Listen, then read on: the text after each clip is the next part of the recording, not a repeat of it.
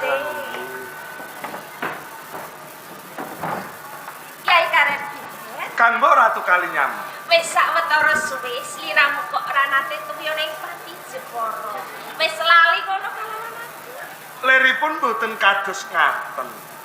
Sak sampunipun kula kapundhut putra mantu wonten ing Kasultanan Bintara Demak.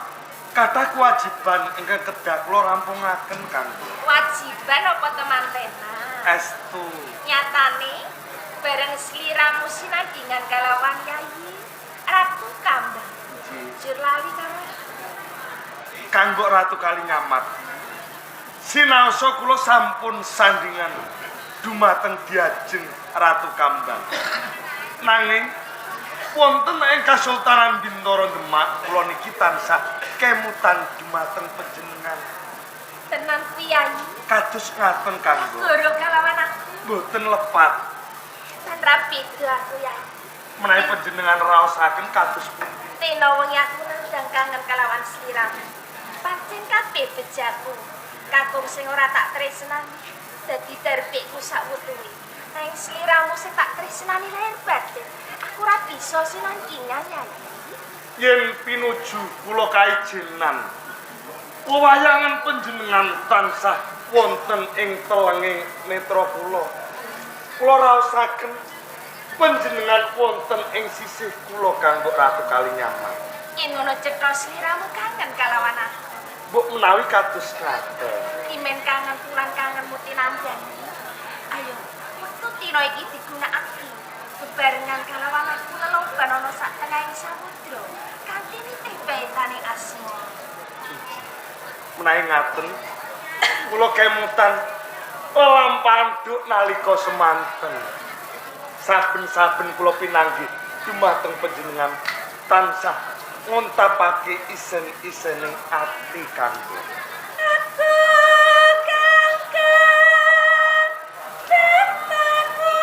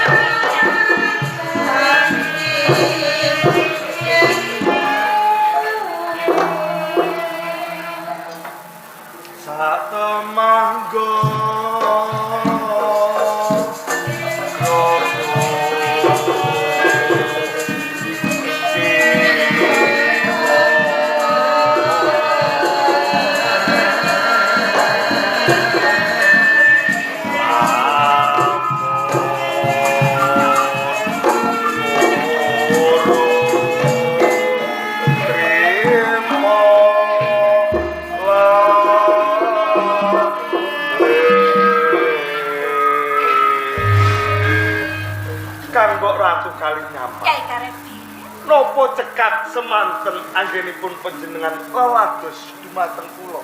tak kira ora. Imen sansaya mari. Ayo, tak katyone tilampah tak laden. Monggo kula dherekaken.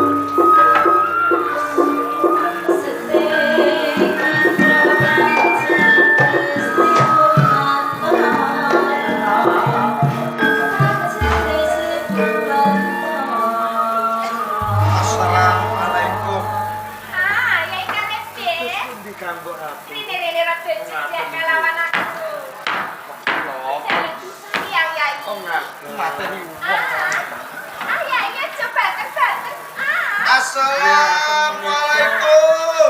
dangu mboten lelados niki Kanjeng Ratu. Monggo dipun lajengaken. Assalamualaikum. Kanjeng Ratu. Aduh, kanan Tiloko. Kayak ngono suarane Kang Mas Hadirin. Kang Garwaku kondur yai. Bebayani sanget Kang Ora. Waalaikumsalam. Lajeng kula kedah kados pundi? Ngene yai. Lagi jam 09.00 kok dikancol kok Kanjeng Ratu. Aduh, nggih sabar Kang Mas. Kae kori guri ora tak gaji. Lewat saka murid dimen ora kumpul. Assalamualaikum. Kula nyuwun pamit. Assalamualaikum. Waalaikumsalam yai Kang. Kanjeng Ratu. Hati-hati ya yai. Nggih Kang Mas. Dibuka to Kanjeng Ratu. Nggih sabar.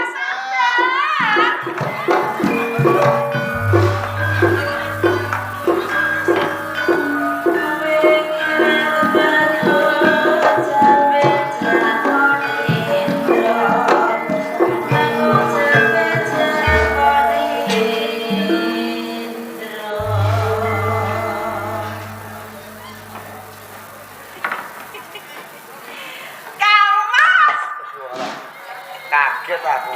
Menjane iki pados napa kok tingak-timo? Aku ngerti playune kucing kok. Pundi boten wonten kucing. Kaya playune kucing mencolot. Boten wonten. Lagi tabuh songo kok wis dikancing. Oh niku. Suwe nggone mangsuli uluk salam. Nek mangsuli karo ndredeg. Waalaikumsalam. Iki mau pedesen apa piye? Ampun ngaten wis. Lah mangsuli kok Ya niku lho. Kula niku gugup. gugup. Lah ki lha nepi kemawon ngadis busana. Masak sing ayu lipenan menger-menger. Dadak pinjenengan gedhog-gedhog lawang. Assalamualaikum. Kula jumbul. Kula wangsulan Bapak. Lagi iki mangsuli uluk salam itu karo ndredeg. Kaya sapa wae ngono lho. Ngadi busana. Dandan. Terus to Kang Mas, pun katon ayu cubit Ayu. sawang. Kaya wak lohan. Sik to. Napa? Lumrahe lipenan kuwi ning ndi? Nggih cetha teng lambe. Lah iki ning Pundi? kisor kuping kok lipeni semono ambane. Pundi? Lah iki abang branang ngene. Ah, nggih ya. Niki. Nek gincu kok arang-arang. Kang Mas. Nggih ngeten lho ngeten. Niki wau rak kula tilem turu nggih to. Bener. Lari tebas-tebas kasur. Lho lek kebangetan semut kok ya nyokot bulu. Nganti koyo ngene Kang Mas batel pereh panas. Dicokot semut. Nggih. Semute gede apa cilik Kanjeng Ratu? Ah, iya, lumrahe semut nggih cilik. Lah kuwi ambane ngono tak kira semut sing gedhi. Semut sing ireng niku lho. Ndase ireng. Mboten. Besok meneh kuwi ya tebas-tebas sing resik. Nggih nyuwun pangapunten. Stupi disawang nyampe ngenggal Kang Mas. Aduh. Kok itu mau napa? Menawi kangen nggih sabar. Sik to. Iki katone nyampe nganyar. Nggih nyampe ngenggal. Lho nganggo kok teles. Pundi? Iki teles. Guri teles. Karep teles. Nggih nyuwun pangapunten. Nyampe kula teles niki mau ngaten lho Kang Mas. Kula mangertosi bilih sak menika yen badhe kondur. Kula badhe pasugoto unjukan klangenan panjenengan susu anget. Susu anget. Cih, Lah kok pliket. nanging emanipun dereng ngantos panjenengan kondur, susu menika disampluk kucing. Mila utahe nyampe kula. Susu kok plikete ngene. Mun dipriket. Ah ya. Pliket bisa mambu. Ambune napa? Rasi. Pliket niku jalaran anggen kula nyukani gendhes kathah Kang Mas. Kok keang gula. Nggih. Ngape ngalap atiku ning ngono. Lah kok ngaten? Ngerti aku ora seneng legi kok dikei gula sing akeh. Nggih nyuwun pangapunten. Sok meneh ngadi busana kuwi sing besus, sing apik. mergo sampeyan iki dadi patuladane santri orang Panti Jepara. Tembung sak wimah, tindak sak pecak kuwi dadi sorotane para santri. Nggih, nggih. Assalamualaikum. Waalaikumsalam.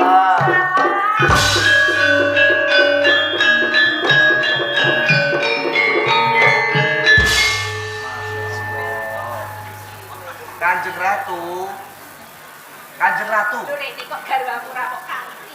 Kanjeng Ratu. Iki kabare Yai Ratu Kambang. Kanjeng Ratu. Pangestunan dalem. Tak yo Kanjeng Ratu.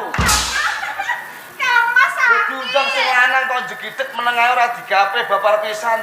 Boten krungu enten apa? Tamune sapa? Tamune Yai Karepet Kang Mas. Yai Karepet. Sih, Iya, wis rampung durung sing bagekke.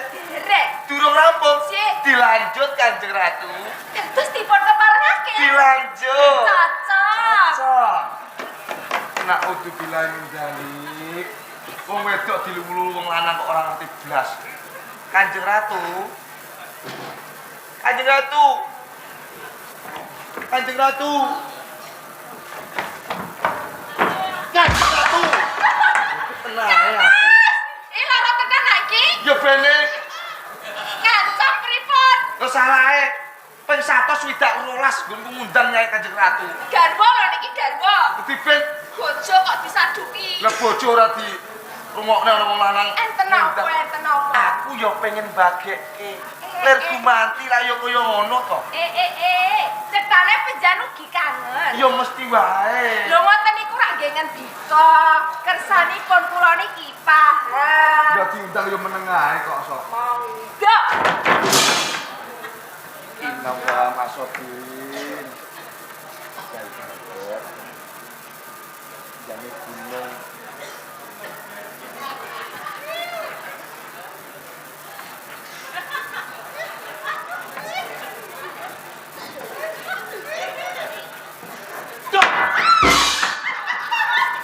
Gedak lagi. Ya ditolongi no. Yo aku lagi ndaku. Yai Karepet kok diganggu. Malah manuk-manukan. Sing Ora kleru, semayang nyiram brambang yo engko sira meneh. Kok sok sing kleru niku panjenengan. kok sok kleru meneh. Ngendikanipun kangen kapan? Yo mesti. Lho menawi ngaten adenipun bagekke wican tenan nggih ngagem swara sing banter. Kersanipun Yai Karepet menika krungu. Kurang banter. Sih. Iya ya. Yai Karepet. Astagfirullahaladzim. Kanggo ramu. Kang Mas, kados aku kangen sendiri. Kang Mas, Kados kados. pundi? Kados ratas gedang, Kang Mas. Loh, keliru Yai Karepet. Liru Yai Karepet. Pun pangapunten kula kaget sareng penjajan Dika Sora. Yai Karepet kula kinten panjenengan Kang Mas. Ono kaget kok mencolot. Lho putih jebleng ngene dibadak beli-beli. Kok kaget niku nggih mboten sadar. Sakdat saknyet. Wis aja diganggu. Nggih. Tambah keke Yai Karepet. Nggih, monggo. Yai Karepet. Kang Mas hadirin. Ini lungguh ya. Ngaten. Wis tak kon. Gojek sawetawis Kang Mas awit sampun kapara dangu mboten pinanggih. Gojek ya. Dumateng ingkang kathah. Iya. Lungguh. Mripate kuwi lho mripate. Nggih kula tak nyawang ngarep. Wirek. Lungguh. Yai Karepet. Paring dawuh Kang Mas hadirin. Basuki to tegamu ana Panti Jepara kene. Pangestunan dalem anggen kula sowan wonten ing Panti Jepara kalis ing sakara-kara. Alhamdulillah. Namung salam taklim kula katur Kang. Tak tampa gawe bungah atine wong tuwa. Ora liwat puja pangestune wong tuwa tanpa nono. Sanget ing pamundi mugi ndadosaken teguh kayuanan kula. Kok tindakmu ning Panti Jepara iki kaijenan iki ana wigati apa pancen mung tindak langke? Sepisan kula niki kapan sanget keluarga wonten ing Panti Jepara. Alhamdulillah sing kapang ora mriki Yai Karepet. Kakang uga kangen. Ingkang angka kalihipun kula niki kautus dening Rama Sultan ingkang supados tuwi kawilujenganipun Ratu Semenanjung. Oh, wigatine mung kuwi to. Ngaten. Yai Karepet. Paring dawuh. Lamun to bab Ratu Semenanjung, kuwi sing luwih pono Mbak Yumu kali nyamat. Oh ngaten. Nyuwun wedal sawetawis. Iya. Kang Mbok Ratu kali nyamat. Napa dipun keparengaken mbok bilih kula pinanggih dumateng Ratu Semenanjung.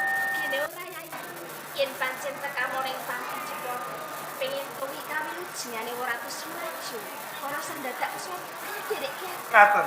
Nyuwun pamit Kang. Iya. Assalamualaikum. Waalaikumsalam. Assalamualaikum. Waalaikumsalam.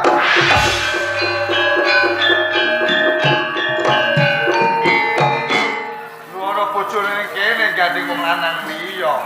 Masyaallah. Kanjeng Ratu. Wong pakrek aja nilon bojoku ya. Dosa ta omong.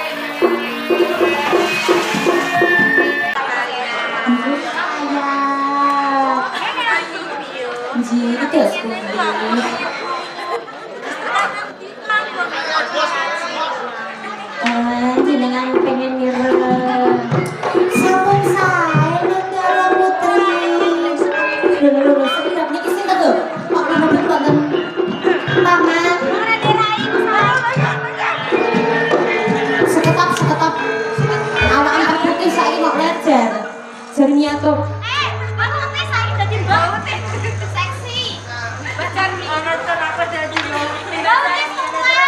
terima kasih sinten kamu kok Dara kurang iki. Sik, Jep, kono sapa gak rambir rai panyu-panyu mlebu kene ya? Lho mbok anggap iki apa? Muni ra. Nyatane raimu bagian ngendi kok meripat tok iki lho.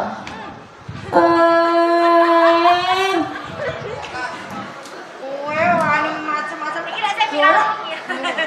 Tak tudes yo. Aku apa orang kene arep apa? Heh. Iki tak takoni kok ora jawab. Aku golek sing jenenge Ratu Semenanjung. Ratu Semenanjung. Ratuku. Iki Ya, Ratu Semenanjung kok setunggal kaya ngene iki. stugel arein. Lu tae sepira lho. Aja stugel rasane Ratu Semenanjung. Ora ono loro, telu, papat, lima, enem, pitu. Kedawan Ram. Ora ono loro ya iki lho, daraku.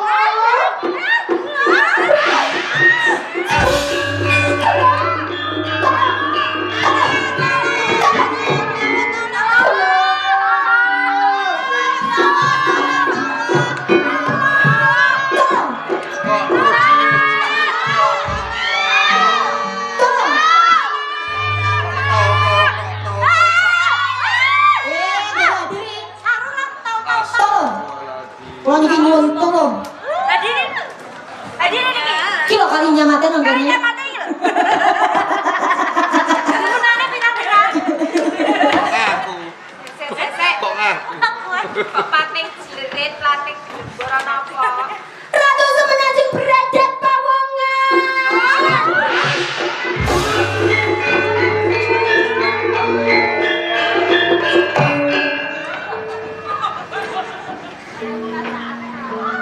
Kanjeng Ratu. Ciloko. Yen kaya ngene ciloko. Kamangka Ratu Semenanjung kuwi ngastopati sora. Lamun to warga ning Demak padha mangerteni njur kepiye iki? Assalamualaikum. Waalaikumsalam.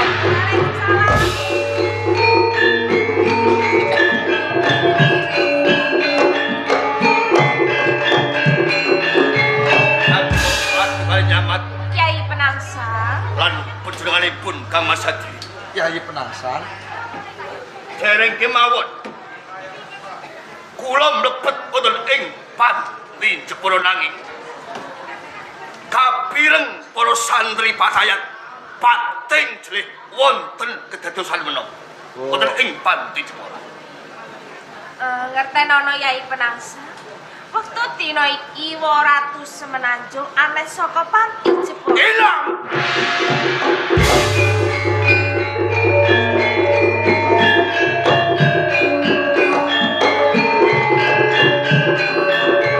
Nanging kuwi saderengipun Ratu Semenanjung aneh saking Panti Jepara.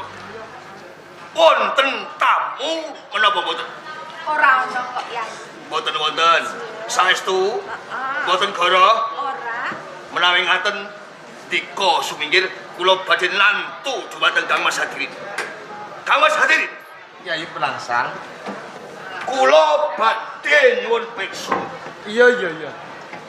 dumateng panjenengan.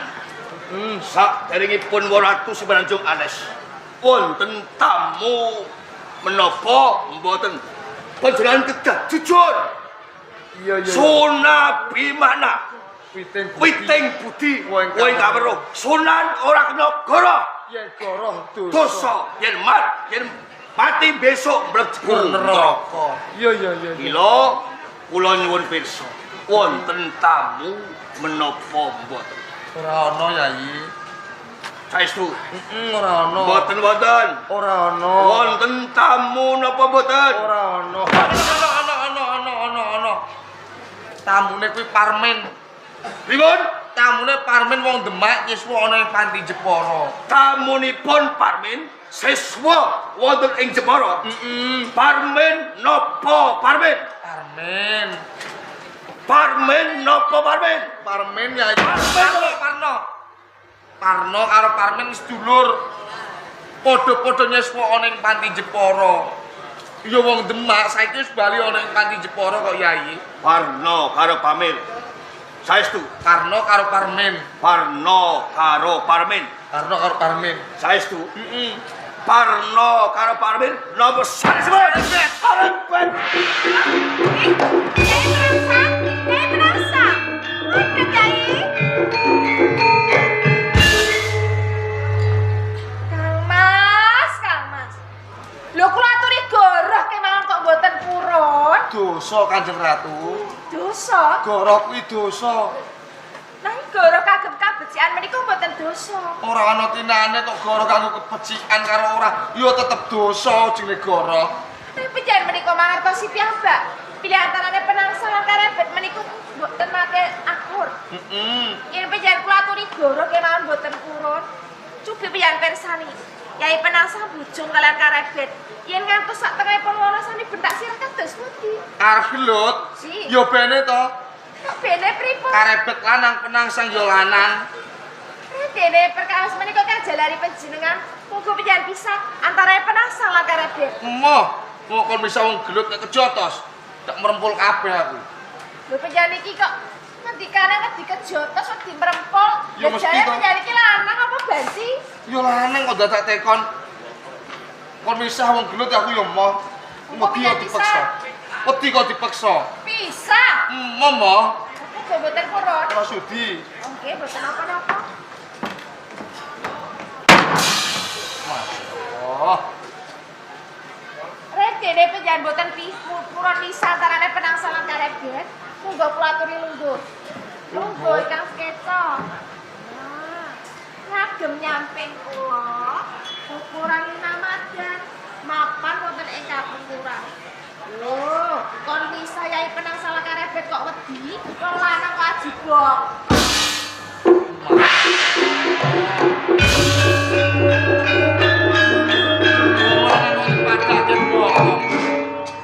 Kanjeng Ratu misah Karebet karo Penangsang duduk. Kanjeng Ratu, kula ndarek Kanjeng.